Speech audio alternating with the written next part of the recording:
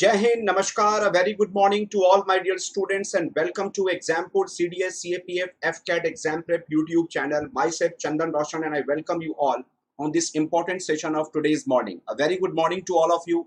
कैसे हो आप सब and how is the preparation going on? जितने बच्चे मेरे साथ लाइव हैं सभी लोग एक बार प्लीज मुझे रिप्लाई करें, रिस्पॉन्ड करें ताकि आज के इस इंपॉर्टेंट सेशन को, आज के इस इंपॉर्टेंट क्लास को मैं आप लोगों के साथ स्टार्ट कर सकूं। A very good morning to all of you. Welcome to the class. Welcome to the session. जय हिंद साथियों, कैसे हो आप सब?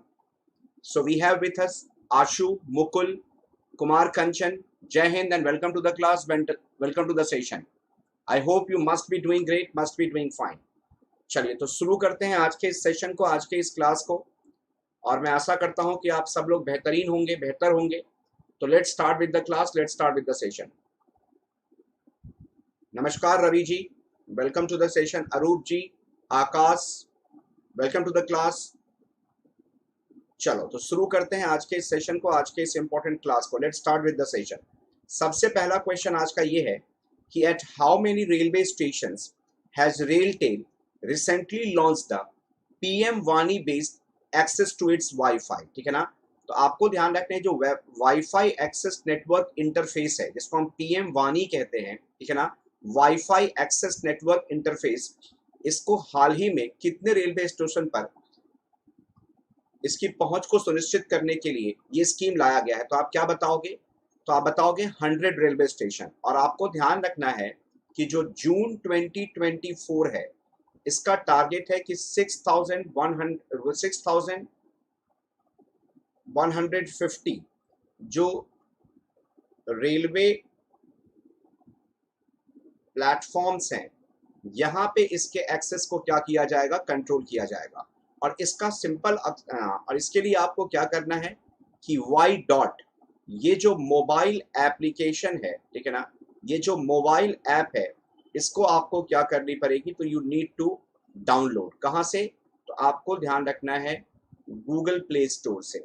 आप इसको जब डाउनलोड करोगे वाई डॉट को, तो इसके बाद ये जो पीएम वानी वाईफाई एक्सेस है, ये आपके लिए क्या हो जाएगी? अवेलेबल हो जाएगी। इस स्कीम का केवल और केवल एक ऑब्जेक्टिव है कि अफोर्डेबल प्राइस पे इंटरनेट सर्विसेज को रूरल कनेक्टिविटी के साथ क्या करना है? हमें जोड़नी है। इसको आपको ध्यान रखना है। जितने बच्चे लाइव आ चुके हैं सभी लोग एक बार सेशन को लाइक करें और फटाफट सभी लोग इसको। क्या बात है Ravi ji, thank you so much. चलिए अगला सवाल ये है आपके लिए कि consider the following statement with reference to the integrated battle group. ठीक है ना, ये जो एकीकृत युद्ध समूह है, इसके संदर्भ में निम्नलिखित कथनों पर विचार करें। इंटीग्रेटेड बैटल ग्रुप्स के बारे में, ये जो इंटीग्रेटेड बैटल ग्रुप्स है, it will be self contained fighting formations with the elements of every armed and services mixed together as per the terrain and operational requirements। ये जो IBG है, ये इलाके और परिचालन आवश्यकताओं के अनुसार प्रत्येक सेवाओं के तत्वों को एक साथ मिश्रित करने के साथ साथ आत्मनिहित लड़ाकू संरचनाएं होंगी। जितनी भी इंटीग्रेटेड बैटल ग्रुप्स है, it will have a troop strength of around 5,000 which is bigger than a brigade, जिसकी स्ट्रेंथ होती है 3,000 to 3,500, लेकिन ये स्मॉलर होगा देन द डिवीजन, जिसकी स्ट्रेंथ होती है 10,000 to 12,000। अब पूछा गया है जो इंटीग्रेटेड बैटल ग्रुप है, जो बहुत ही ज्यादा क्या होगा? अजाइल होगा, फुर्तीला होगा। इसके पास मॉडर्न टेक्नोलॉजी से इसकी क्या होगी? इक्विपमेंट्स होगी, ताकि किसी भी मॉडर्न काउंटर टेररिज्म एक्टिविटी को ये क्या कर सके? काउंटर कर सके। तो आपको ध्यान रखना है इसमें दोनों ही स्टेटमेंट जो है ये बिल्कुल सही है with respect to the integrated battle group. ध्यान रखना एक बटालियन की, एक जो बटालियन होती है उसकी स्ट्रेंथ कितनी होती है? तो आपको ध्यान रखना है जो इंटीग्रेटेड बैटल ग्रुप्स है उसके बटालियन की संख्या 5,000 होगी, ब्रिगेड का स्ट्रेंथ 3,000 to 3,500 और डिवीजन का स्ट्रेंथ 10,000 to 12,000 होता है। इन पॉइंट्स को आपको ध्यान रखना है। चलिए अगला सवाल ये रहा आपके स्क्रीन पे, who among the following do या does include the main varieties of green manure. इनमें से कौन सी हरी खाद की मुख्य किस्मों में शामिल है? आपको पता है कि जो पंजाब सरकार है वो अपने फार्मर्स को प्रमोट कर रही है, फार्मर्स को कहीं ना कहीं प्रेरित कर रही है, अवेयर कर रही है कि आप अपने एग्रीकल्चर फील्ड्स में, ठीक है ना, फर्टिलाइजर्स के यूज, जैसे यूरिया है, ठीक है ना, डाई अमोनियम फॉस्फेट है, इनके यूसेस को कम कीजिए और आप अपने खेतों में, ठीक है ना, ये जो ढैंचा है, काउपी लोबिया है और जो सन हेम्प है, इन फसलों को क्या कीजिए, उगाइए, जिससे कि जो nutritional values of the soil है वो इंक्रीज करें, इसकी फर्टिलिटी को हम इंक्रीज कर सकें।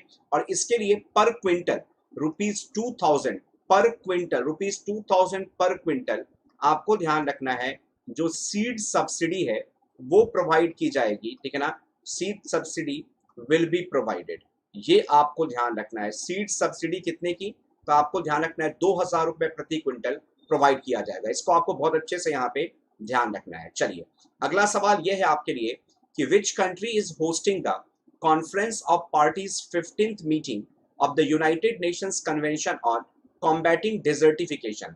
ये जो UNCCD United Nations convention on combating desertification, ये जो COP15 है, इसकी बैठक की मेजबानी कौन सा देश कर रहा है। आपको ध्यान रखना है जो COP14 है इसको आयोजित किया गया था 2019 में, और ये कॉन्फ्रेंस कहाँ पे हुई थी, नई दिल्ली में।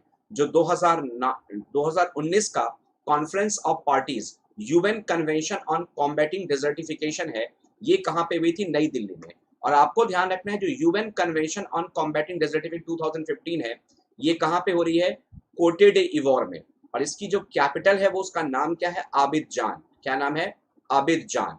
तो ये जो आबिदजान कैपिटल सिटी है कोट डे इवोर का, वहीं पे इसको आयोजित किया जा रहा है, जहां पे हमारे जो minister of environment and forest हैं, जो हमारे पर्यावरण और वन मंत्री हैं भूपेंद्र यादव, वो इस पर्टिकुलर कॉन्फ्रेंस को संबोधित कर रहे हैं। इसको आपको ध्यान रखना है। आई बात समझ में, इसको प्लीज भूलिएगा नहीं आप लोग। On which day do we observe the national technology day every year. हम हर साल किस दिन राष्ट्रीय प्रौद्योगिकी दिवस को सेलिब्रेट करते हैं। ये जो नेशनल टेक्नोलॉजी डे है, इसे प्रत्येक वर्ष किस दिन सेलिब्रेट किया जाता है, 10th ऑफ में, 11th ऑफ में, 12th ऑफ में या 13th ऑफ में। When do we celebrate the national technology day every year.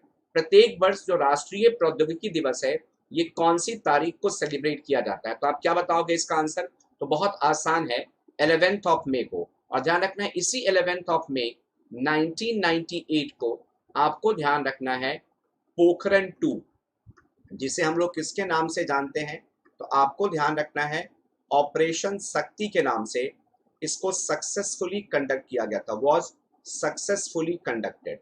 इसको आपको बहुत अच्छे से ध्यान रखना है। Am I clear to everyone, please don't forget about that. और ये जो पोखरण 2 है, यहाँ पे आपको ध्यान रखना है जो 5 न्यूक्लियर टेस्ट जो हैं उसको क्या किया गया था, कंडक्ट किया गया था। इसको आपको बिल्कुल भी नहीं भूलना है। चलिए नेक्स्ट क्वेश्चन ये रहा आपके स्क्रीन पे कि which country has been unanimously elected as the new chairperson of the association of Asian election authorities for 2022-24। 2022 से 2024 के लिए association of Asian election authorities के नए अध्यक्ष के रूप में किस देश को सर्वसम्मति से चुना गया है। यूनानिमसली का मतलब होता है सर्वसम्मति से किस देश को नया चेयरमैन इलेक्ट किया गया है 22-24 के लिए association of Asian election authorities का। तो इसका आंसर क्या हो जाएगा, तो आप बताओगे इंडिया, यानी कि हमारा भारत, ठीक है ना। और आपको पता है कि हम लोग लगातार कोशिश कर रहे हैं कि जो UN सिक्योरिटी काउंसिल है, ठीक है ना, जो यूनाइटेड नेशन सुरक्षा परिषद है, इसमें भी भारत की जो पहुंच है उसको हम क्या कर सकें, तो आपको ध्यान रखना है सुनिश्चित कर सकें। तो इंडिया के परमानेंट मेंबरशिप के लिए भी हम लोग लगातार प्रयत्नशील हैं, लगातार कोशिश कर रहे हैं UN सिक्योरिटी काउंसिल में। इस पॉइंट को भी आपको ध्यान रखना है, ठीक है। चलिए let's start with the next question for today. Who among the following has taken over as the first female president of Hungary. ये बताना है आपको इनमें से किसने हंगरी की पहली महिला राष्ट्रपति के रूप में पदभार संभाला है। देखो कोई भी क्वेश्चन जो वुमेन रिलेटेड है या फीमेल ओरिएंटेड है वो आपके लिए बहुत ज्यादा इंपॉर्टेंट हो जाता है। वुमेन एम्पावरमेंट से रिलेटेड कोई भी क्वेश्चन अगर है तो that is the most important thing, उसको आपको ध्यान रखना है। तो अगर first female president of Hungary की बात करेंगे तो इनका नाम क्या है, तो बताओगे कातालीन नोवाक, ठीक है ना। इनका क्या नाम है, तो आपको ध्यान रखना है कातालीन नोवाक, ठीक है ना। ये जो कातालीन नोवाक हैं ये आपके नए राष्ट्रपति बने हैं कहां से, तो आपको ध्यान रखना है Hungary, Katalin Novak, please don't forget about that.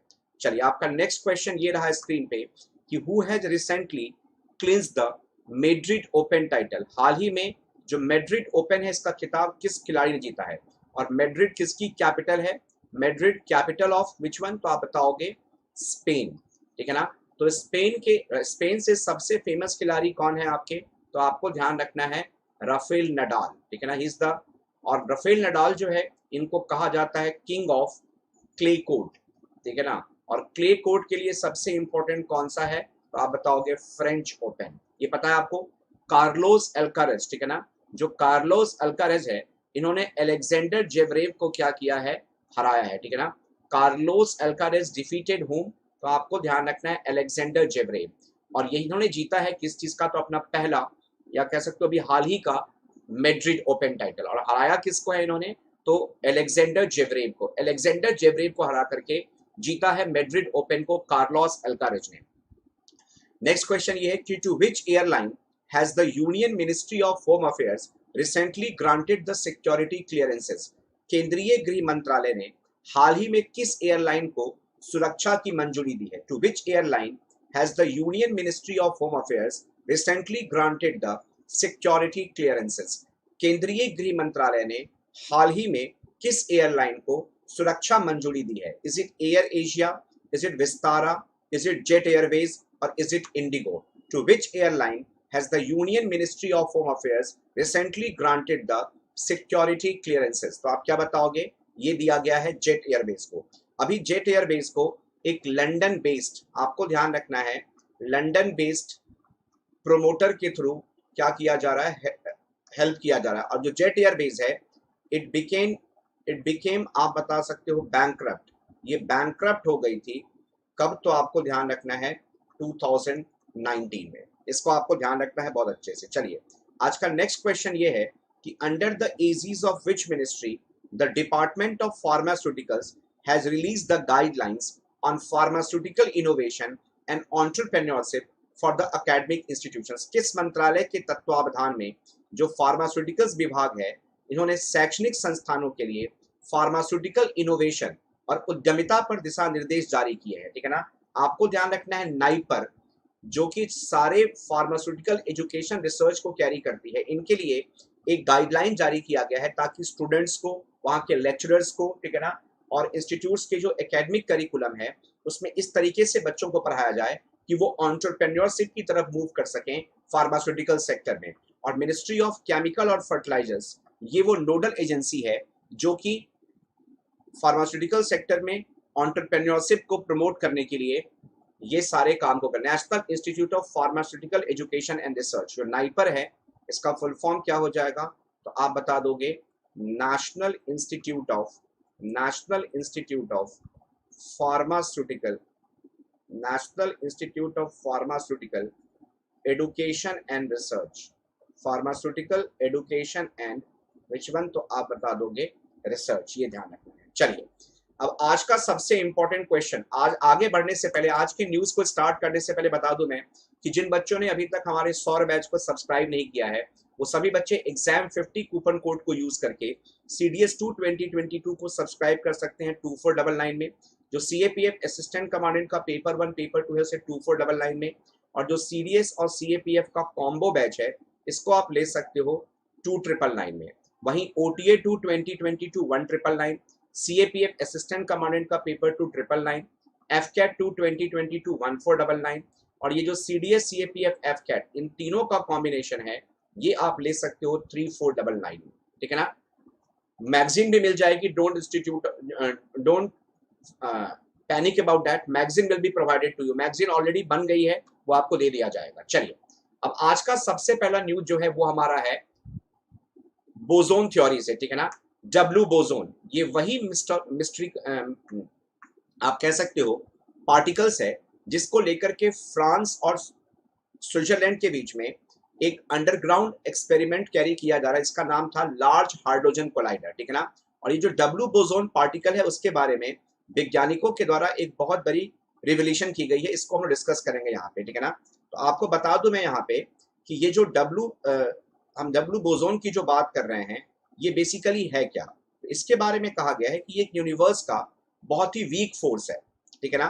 तो आपको बता दूं कि लगभग 10 साल के रिसर्च वर्क के बाद, after a decade of meticulous measurements, यानी कि एक दशक के सूक्ष्म माप के बाद, scientist have announced that of fundamental particle that is called W boson. इसको one of the important particles माना जा रहा है जिसके कारण से हमारी यूनिवर्स जो है वो एग्जिस्टेंस में आई। तो हम कह सकते हैं कि जो हमारे ब्रह्मांड का जो मौलिक कण है उसमें से एक कौन सा है, बोसोन, ठीक है ना। तो इसके ऊपर रिसर्च चल रही थी पिछले 10 सालों से, और इस रिसर्च के बाद साइंटिस्ट ने ये रिवील किया है, ठीक है ना, कि जो डब्ल्यू बोसोन है it has significantly greater mass than the theorise. यानी कि आज से 10 साल पहले जो थियोरेटिकल में एक थियोरेटिकल फिलॉसफीज के अंदर, या हम कह सकते हैं जो थियोरेटिकल सिद्धांत दी गई है, उसमें जो मास बताया गया था डब्ल्यू बोसोन का, उसकी तुलना में कहीं ज्यादा अधिक द्रव्यमान है इस बोसोन पार्टिकल का, ठीक है ना, आपको ध्यान रखना है। और इस रिविलेशन से कि हमारा यूनिवर्स कैसे काम करता है,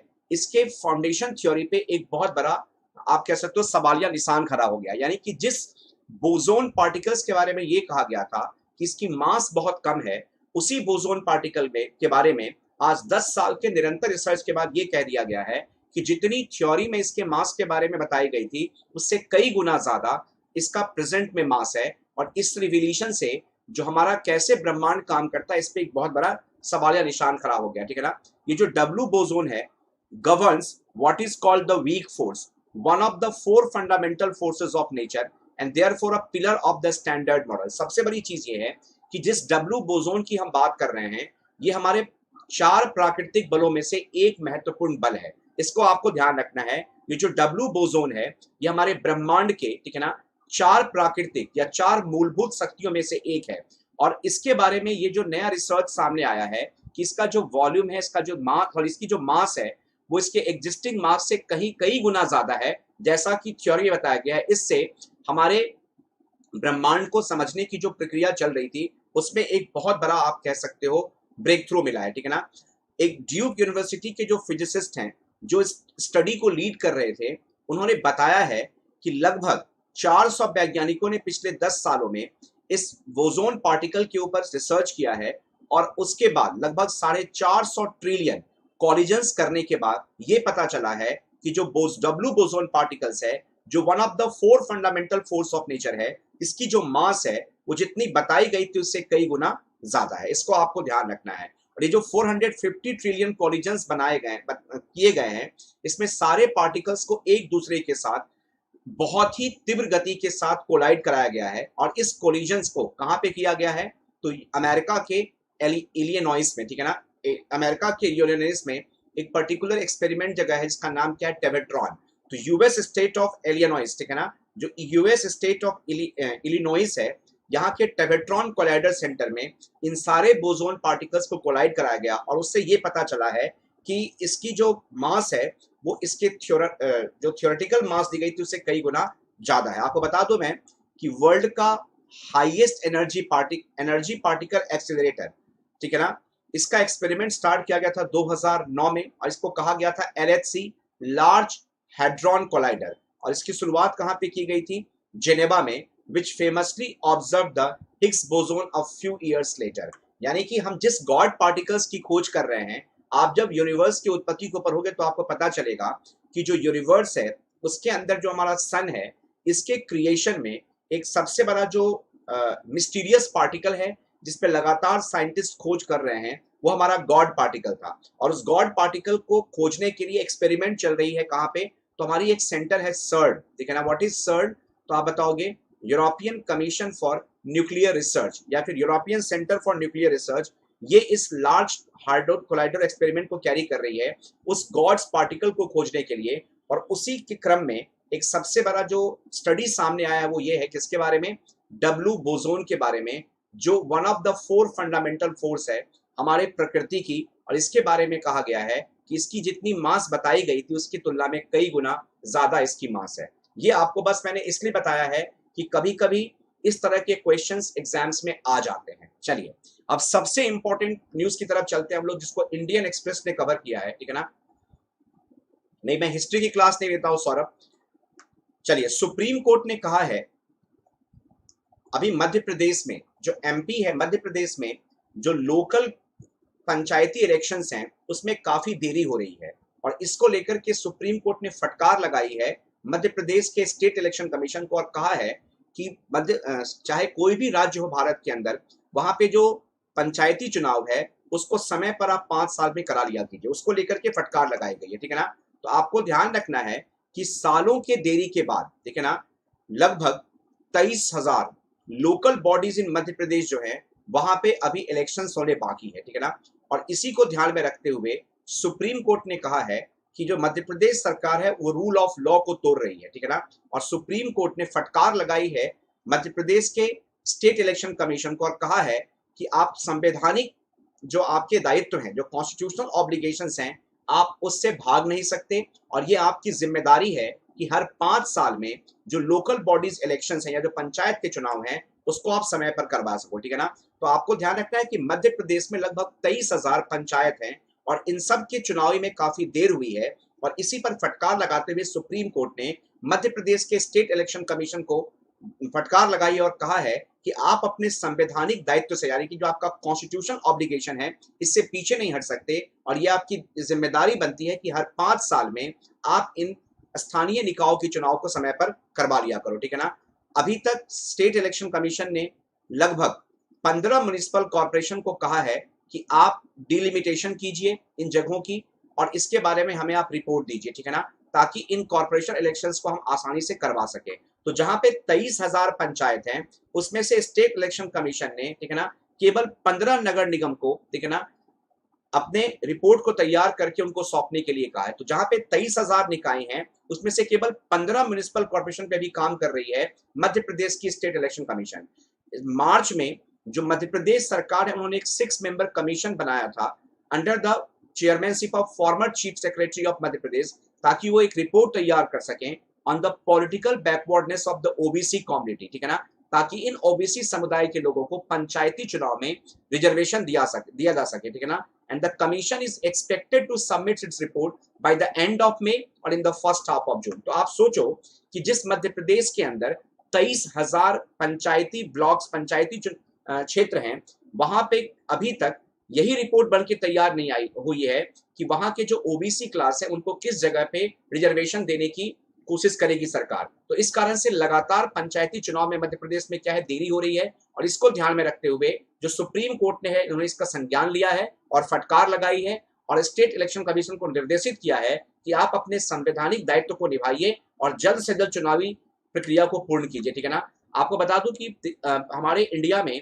8 types of urban local governments होती है, ठीक है ना। यानी कि अगर हम बात करते हैं शहरी स्थानीय सरकारी की, तो पूरे भारत में जो अर्बन सिटीज होती हैं, जो शहरी क्षेत्र हैं, उसमें 8 टाइप्स की लोकल गवर्नमेंट होती है। एक होता है नगर निगम जिसको हम म्युनिसिपल कॉर्पोरेशन बोलते हैं, दूसरी होती है नगर पालिका जिसको हम म्युनिसिपैलिटी बोलते हैं, एक हमारा नोटिफाइड एरिया कमिटीज है, ठीक है ना, उसके बाद टाउन एरिया कमिटी है, कैंटोनमेंट बोर्ड होती है, टाउनशिप होती है, पोर्ट ट्रस्ट होते हैं और स्पेशल पर्पस एजेंसी। तो ये 8 टाइप्स ऑफ लोकल गवर्नमेंट का एग्जिस्टेंस होता है किसी भी अर्बन सिटीज में। तो आपको ध्यान रखना है किसी भी शहरी क्षेत्र में 8 प्रकार की स्थानीय सरकार होती हैं। उसमें आपका नगर निगम हो गया, नगर पालिका हो गई, अधिसूचित क्षेत्र समितियां हो गई, नगर क्षेत्र समिति हो गई, छावनी बोर्ड हो गए, टाउनशिप हो गई, बंदरगाह ट्रस्ट हो गए और विशेष परियोजना एजेंसी हो गई। तो ये सारे क्या है, इंपॉर्टेंट सेंटर्स हैं, इसको आपको ध्यान रखना है।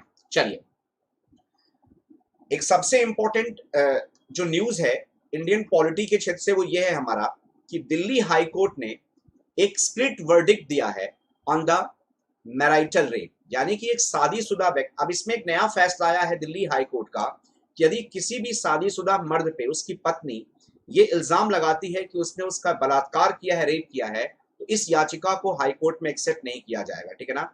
तो दिल्ली हाई कोर्ट के डिविजनल बेंच ने इस बुधवार को एक वर्डिक्ट दिया है, एक फैसला सुनाया है और वो वर्डिक्ट अपने आप में क्या है, टूटी फूटी वर्डिक्ट है, ठीक है ना। और इसके लिए जो इंडियन पीनल कोड, हमारा जो इंडियन पीनल कोड के जो सेक्शन 375 है उसका संज्ञान लेते हुए दिल्ली हाई कोर्ट ने फैसला सुनाया। तो दिल्ली उच्च न्यायालय की खंडपीठ ने बुधवार को जो भारतीय दंड संहिता, जो इंडियन पीनल कोड की धारा 375 में जो सब क्लॉज 2 है उसके अपवाद को देखते हुए, ठीक है ना, वैवाहिक बलात्कार मामले में एक विभाजित फैसला सुनाया है, ठीक है ना। The exception says that a rape charge can not be filed against a man who has non consensual sex with his wife. ये जो इंडियन पीनल कोड, जो भारतीय दंड संहिता की धारा 375 की सब क्लॉज 2 है, वो ये कहता है कि अपनी पत्नी के साथ गैर सहमति से अगर यौन संबंध स्थापित किया गया है शादी के बाद, तो ऐसे व्यक्ति के खिलाफ बलात्कार का आरोप आप दायर नहीं कर सकते हैं। तो जो इंडियन पिनल कोड, जो भारतीय दंड संहिता 375 है, इसका जो सब क्लॉज 2 है वो ये कहता है कि आप कोई भी रेप चार्जेस या रेप केस फाइल नहीं कर सकते हो किसी भी हस्बैंड के खिलाफ यदि उस आप दोनों की सहमति से कोई सेक्स नहीं हुआ है उस केस में, ठीक है ना। और ये जो एक्सेप्शन है और इसकी जो वैलिडिटी है, इसको चैलेंज किया गया था दिल्ली हाई कोर्ट में एक याचिकाकर्ता के द्वारा। The high court had also appointed senior advocate Rebecca John and Rajshekhar Rao as the amicus curiae, यानी कि advisor to the court in the matter. और इस मामले पे जो दिल्ली उच्च न्यायालय है, इन्होंने अपने वरिष्ठ अधिवक्ता रेबेका जॉन और राजशेखर राव को, ठीक है ना, एमिकस क्यूरी के रूप में नियुक्त किया है और कहा है कि इस पूरे मामले का आप रिपोर्ट बना करके कोर्ट को पेश कीजिए ताकि इस मामले पर एक कड़ा फैसला सुनाया जा सके। लेकिन अब तक जो इंडियन पिनल कोड के धारा 375 के सेक्शन 2 की बात करें तो उसके हिसाब से कोई भी एफआईआर फाइल नहीं हो सकती है, ठीक है ना, या रेप चार्जेस आप नहीं लगा सकते हो किसी भी व्यक्ति के खिलाफ जिसने अपनी पत्नी के साथ बिना सहमति से यौन संबंध स्थापित किया है। तो ये एक बहुत बड़ा क्वेश्चन मार्क है, क्योंकि आज भी जो डोमेस्टिक वायलेंस है उसके अंतर्गत बहुत सारी ऐसी महिलाएं हैं जो बीमार होती है, ठीक है ना, जिनका फिजिकल कंडीशन अच्छा नहीं होता, उसके बावजूद उनके हस्बैंड के साथ उनको उनके मर्जी के खिलाफ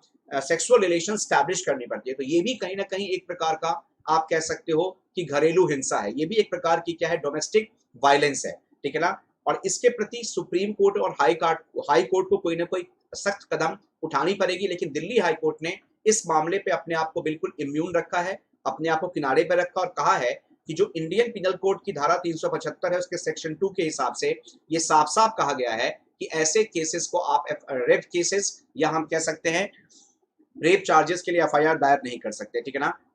जजमेंट देते हुए जस्टिस साकधेर ने कहा है कि जहां तक उनका मानना है, ठीक है ना, the impugned provisions exception 2 to section 375 and section 376E are violatives of article 14, article 15, article 19 1A and article 21 of the constitution।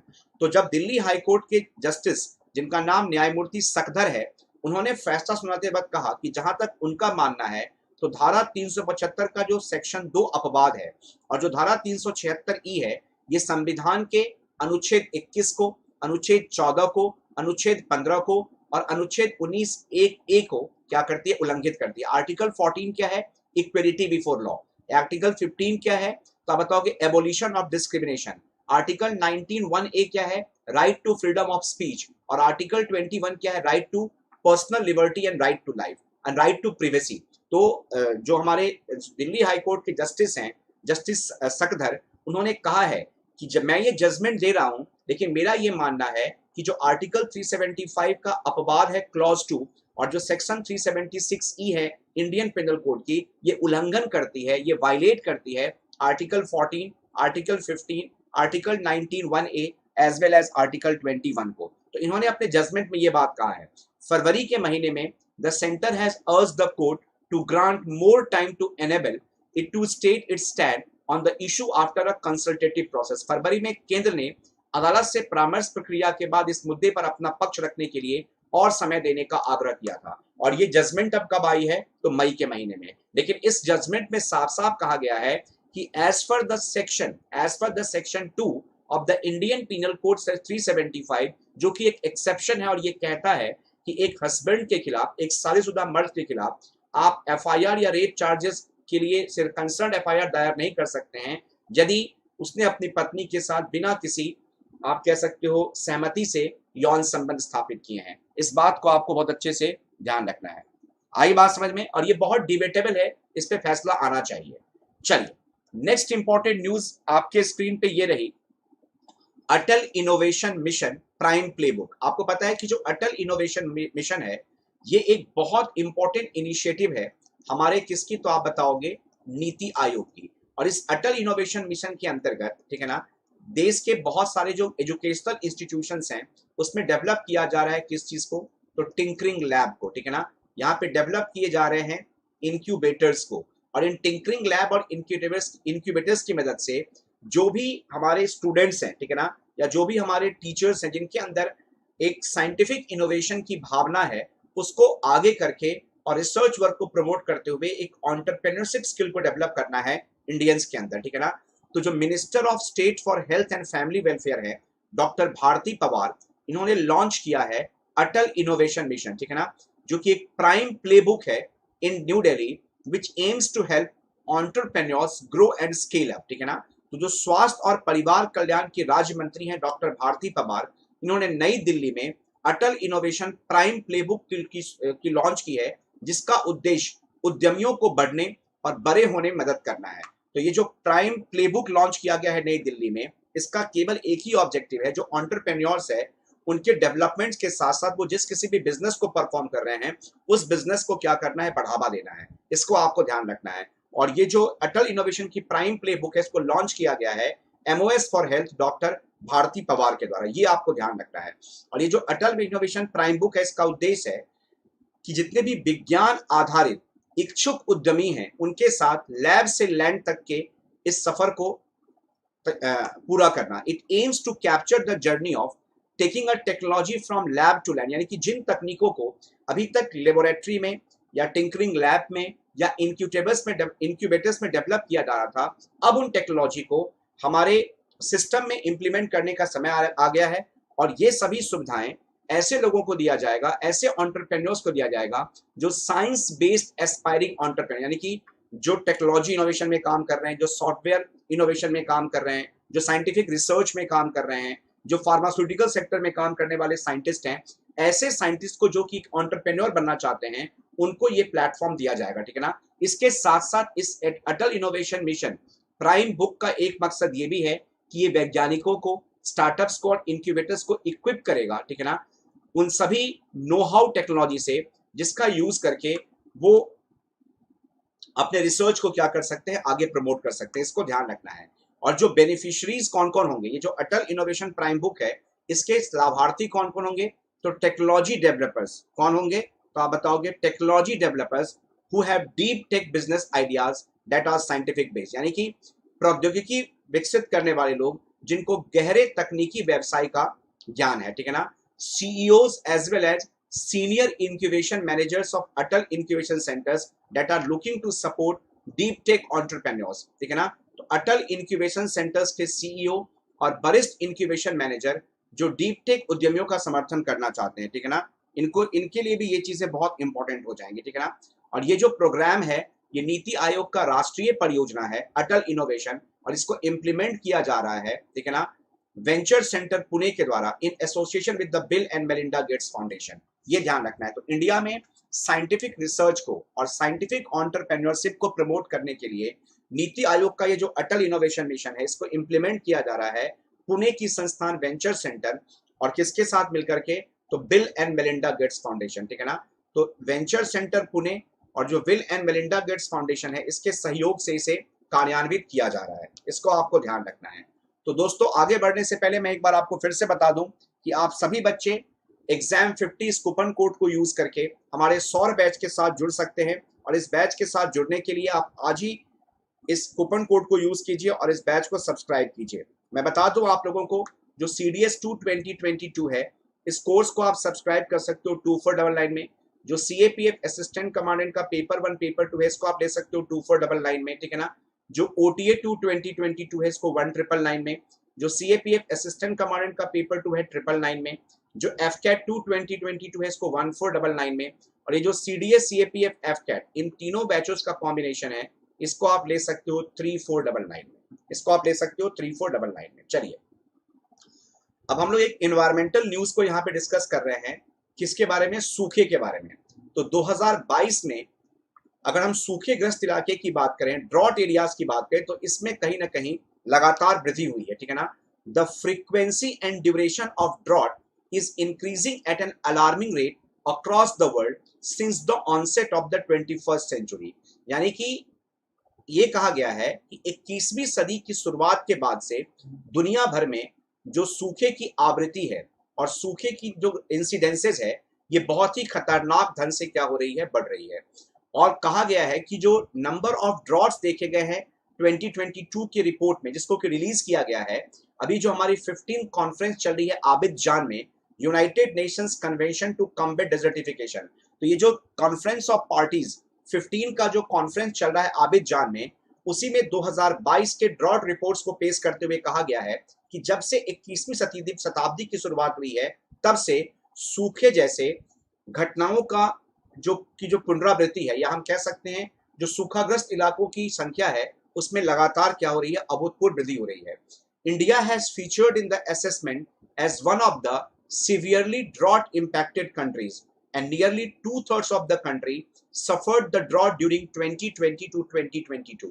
Bharat गंभीर रूप से सूखा प्रभावित देशों में से एक के रूप में मूल्यांकित किया गया है और 2020 से 2022 के दौरान देश के लगभग 2/3 हिस्से को सूखे का सामना करना पड़ा। तो ये बहुत बड़ी अलार्मिंग सिचुएशन है इंडिया के लिए कि 2022 से लेकर के 2020 से लेकर के 2022 के बीच में, आप समझो इस पॉइंट को कि 2020 से लेकर के और 2022 के बीच में जो 2/3 हिस्सा है, जो two third part of India है, यहाँ पे किस चीज को एक्सपीरियंस किया गया, तो यहाँ पे आपको ध्यान रखना है ड्रॉट को एक्सपीरियंस किया गया है। किस चीज को, तो सूखे को एक्सपीरियंस किया गया लगभग 2/3 हिस्से में, ठीक है ना। और India features on the global drought vulnerability index, और भारत जो है वो वैश्विक सूखा सूचकांक में क्या है, शामिल किया गया है, which is the part of the assessment. Geographically, India's drought vulnerability compares with that of sub-Saharan Africa। और भारत की सूखे की संवेदनशीलता की तुलना उप सहारा अफ्रीका से की गई है। यानी कि जो ड्रॉट की इंटेंसिटी या जो सूखेग्रस्त इलाके की तीव्रता सब सहारन अफ्रीका क्षेत्र में है, उसी से तुलना की गई है भारत के सूखाग्रस्त क्षेत्रों को। और 2020 से 2022 के बीच में भारत का 2/3 एरिया, भारत का कितना, तो आप बताओगे 2/3 पार्ट ऑफ इंडिया क्या रहा, सूखाग्रस्त रहा। और भारत में जो इंटेंसिटी ऑफ ड्रॉटनेस है वो किसके इक्विवेलेंट है, तो सब सहारन अफ्रीका के क्षेत्र के बराबर है, सब सहारन अफ्रीका के क्षेत्र के इक्विवेलेंट है, ठीक है ना। और इंडिया में जो ड्रॉट प्रोन एरियाज है, यानी कि सूखा प्रभावित क्षेत्र जो है, ये इंक्रीज किया है 57% से सिंस 1997, यानी कि 1997 से लेकर के और 2022 के बीच में, ठीक है ना, जो ड्रॉट एरियाज है उसमें 57% से क्या हुई है, बढ़ोतरी हुई है। And 1/3 of the India's districts have faced more than 4 droughts over the past decade and 50 million people are affected by drought every year. ये कहा गया है कि भारत के 1/3 जिलों ने पिछले 10 सालों में 4 से अधिक सूखों का सामना किया है। यानी कि पिछले 10 साल में जो 1/3 डिस्ट्रिक्ट ऑफ इंडिया है उसमें 4 से अधिक बार सूखे की स्थिति पैदा हुई है। और ये जो ड्रॉट एरियाज हैं, ये जो सूखा है या जो ड्रॉट जैसी स्थिति है, ये हर साल 50 मिलियन लोगों को क्या करती है, प्रभावित करती है। इसको आपको ध्यान रखना है। यानी कि 50 million peoples are being affected every year. और इसके पीछे केवल कारण क्या है, तो हम बताएंगे इंक्रीजिंग ग्लोबल टेम्परेचर, ठीक है ना। इंक्रीजिंग ग्लोबल टेम्परेचर, या हम कह सकते हैं जो इकोलॉजिकल इम्बैलेंस है, ये सबसे बड़ा इम्बैलेंस है, ये सबसे बड़ा कारण है बढ़ते सूखे का। इसको आपको ध्यान रखना है। चलिए न्यूज नंबर 6 पे आते हैं कि राष्ट्रपति रामनाथ कोविंद जी के द्वारा 13 सौर चक्र सम्मान को प्रदान किया गया है, ठीक है ना। तो प्रेसिडेंट रामनाथ कोविंद ने सम्मानित किया है 13 सौर चक्र अवार्डीज को, इंक्लूडिंग 6 पोस्ट ऑफिसर। इन 13 में से 6 लोगों को मरणोपरांत दिया गया, द आर्म फोर्सेस पर्सनल्स, जबकि आर्मी चीफ जो जनरल मनोज पांडे हैं, इनको परम विशिष्ट सेवा मेडल से सम्मानित किया गया है राष्ट्रपति के द्वारा। तो राष्ट्रपति रामनाथ कोविंद ने सशस्त्र बलों के जवानों को मरणोपरांत 6 सहित 13 सौर चक्र पुरस्कार प्रदान किए हैं, जबकि हमारे जो नए सेना प्रमुख है जनरल मनोज पांडे, इनको परम विशिष्ट सेवा मेडल से सम्मानित किया गया है। और आपको ध्यान रखना है कि जो हमारे मनोज पांडे जी हैं, ये 29th आर्मी चीफ है हमारे, इसको आपको ध्यान रखना है। जो सौर चक्र है ये इंडिया का 3rd highest peace time gallantry award है, अशोक चक्र और कीर्ति चक्र के बाद, ठीक है ना। तो अगर हम वीरता पुरुष की बात करें, वीरता पुरस्कारों की बात करें, तो सबसे ऊपर आता है आपको परमवीर चक्र, उसके बाद आती है आपकी महावीर चक्र, और फिर आपका आता है वीर चक्र। और ये सब क्या है, तो आपको ध्यान रखना है वॉर टाइम गैलेंट्री अवार्ड्स। ये क्या है, वॉर टाइम गैलेंट्री अवार्ड, यानी कि युद्ध के समय में दिया जाने वाला क्या है ये, तो आप बताओगे वीरता पुरस्कार है। कौन कौन सा, तो परमवीर चक्र, महावीर चक्र और वीर चक्र। वहीं पे अगर हम पीस टाइम गैलेंट्री अवार्ड की बात करें तो उसमें अशोक चक्र, कीर्ति चक्र और शौर्य चक्र है। और गैलेंट्री अवार्ड जो है या जो वीरता पुरस्कार है, ये दिया जाता है उन सैनिकों को जिन्होंने